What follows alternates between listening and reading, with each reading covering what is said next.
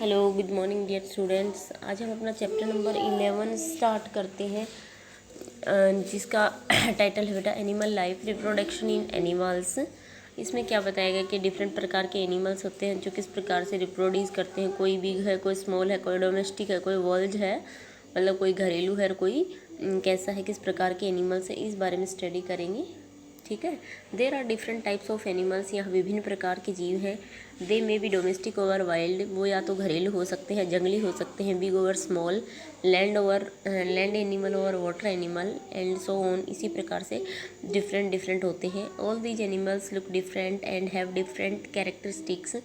ये लक्षणों में एक दूसरे से भिन्नता रखते हैं। These animals reproduce young ones of their kind of the process of reproduction. Reproduction is the natural process of the producing young ones or the offspring of the same kind of offspring होता है बेटा संतानें। ठीक है। Animals can reproduce in 2 ways, 2 प्रकार से जनन कर सकते हैं एनिमल्स। फर्स्ट है बाई लेइंग एग, अंडे देकर, और दूसरा है by giving birth to young ones, छोटे बच्चों को जन्म देके। तो ये काऊ के बारे में एक फैक्ट बता रखा है कि cow can sleep while standing but can dream only while laying down. कि काऊ है ना, खड़ी खड़ी भी क्या कर सकती है, सो सकती है, लेकिन जब सपने उसको तभी आते हैं जब वो लेटती है। Okay.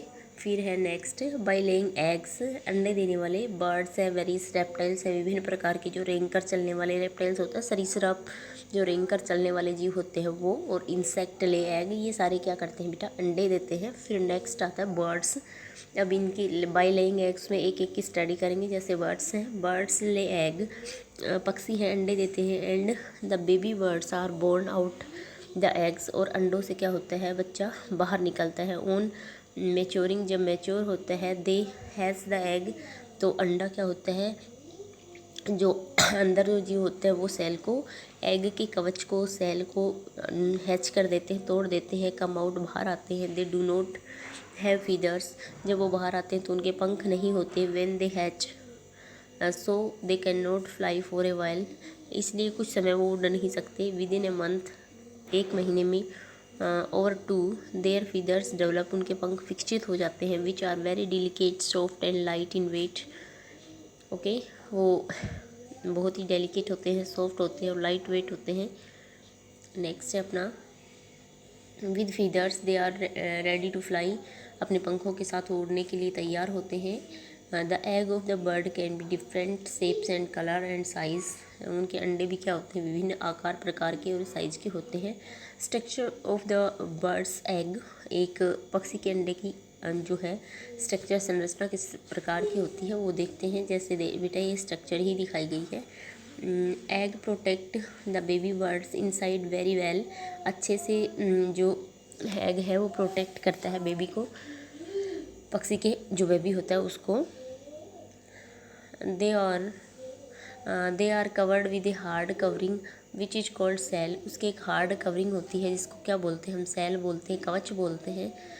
Inside the cell, shell के अंदर there is a liquid like substance which is 2 parts, और जो सेल होता है उसके अंदर लिक्विड पार्ट भरा होता है, उसके 2 भाग होते हैं। जो वाइट पार्ट होता है उसको एल्ब्यूमिन बोलते हैं, एंड येलो पार्ट होता है उसको योक बोलते हैं। The albumin protect the baby birds from any harm, किसी भी नुकसान से बचाता है। एल्ब्यूमिन जो वाइट पार्ट होता है वो तो। The yolk is the food, और योक क्या होता है, जो पक्षी का क्या होता है, फूड होता है।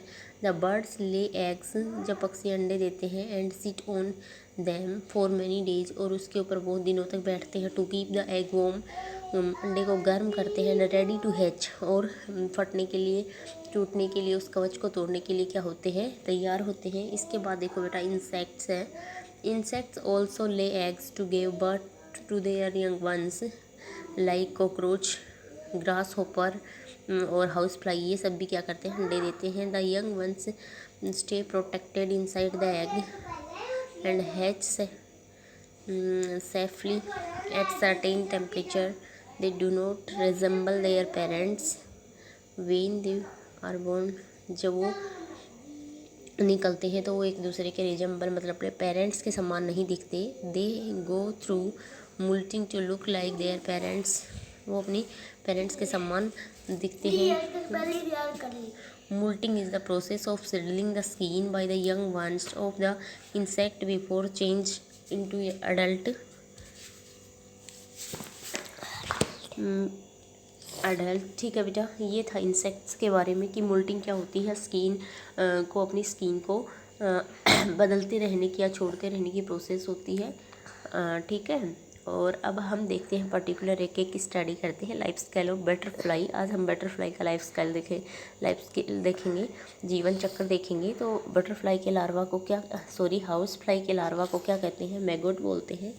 When the egg of the butterfly are hatched, जब बटरफ्लाई का जो है लार्वा निकलता है, they look like small worms called larva, तो उसको लार्वा बोलते हैं। Larva of butterfly is called caterpillar. Butterfly का जो लार्वा है उसको कैटरपिलर बोलेंगे, आपको याद रखना है। और हाउस फ्लाई के जो लार्वा है उसको मैगोट बोलते हैं। The caterpillar feeds on green leaves, क्या खाता है? हरी पत्तियाँ खाता है। At a stage when the caterpillar can not feed anymore on the leaves, it covers itself with cocoon. Cocoon is cover that is made from threads. They are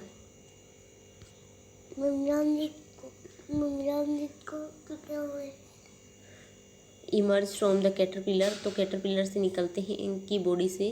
then with a cocoon, इसके बाद एक cocoon. The baby butterfly is called pupa, इसके बाद जो baby butterfly है उसको क्या बोलेंगे? प्यूपा बोलेंगे। ये लार्वा है, फिर उसके बाद ये है प्यूपा स्टेज। ये एग था, एग से लार्वा बना, लार्वा से क्या बना? इसका प्यूपा स्टेज आ गई। प्यूपा स्टेज से क्या निकलेगी? The cocoon then split up to move out the butterfly. The pupa develop into young butterfly inside the cocoon, और इस कोकून के बाहर से क्या निकलता है? यंग बटरफ्लाई निकल जाती है। They newly develop butterfly has wet wings which gets dried in the sunlight and enables the butterfly to fly. ठीक है, फिर वह उसके जो आती है बाहर तो उसके गीले होते हैं जो पंख हैं, और सूर्य के प्रकाश में सूखने के बाद वो उड़ने के लिए तैयार होती है या उसे उड़ने के लिए योग्य बनाते हैं। Usually the young ones of insect in the initial stage do not resemble their parents. The young ones of cockroach and grasshopper resemble their parents from beginning. जो कॉकरोच और ग्रास हॉपर है उसका स्टार्टिंग से ही उसके जो बच्चे होते हैं, तो वो यंग वंस होते हैं, वो अपने पेरेंट्स के समान दिखते हैं। Beginning only they do not have wings like their parents. These young ones called nymph, और इन यंग वंस को क्या बोलेंगे? निम्फ बोलते हैं। आज के लिए आपको ओनली इस बटरफ्लाई का लाइफ साइकिल ही रीड करना है, इसके हार्ड वर्ड अपनी फेयर नोटबुक में लिखने हैं। ओके बच्चों, और जहाँ तक मैंने लेसन पढ़ा दिया वहाँ तक पढ़ना है। आज के लिए इतना ही। कल अपना देखेंगे life style of cockroach and frog. Okay bye बच्चों।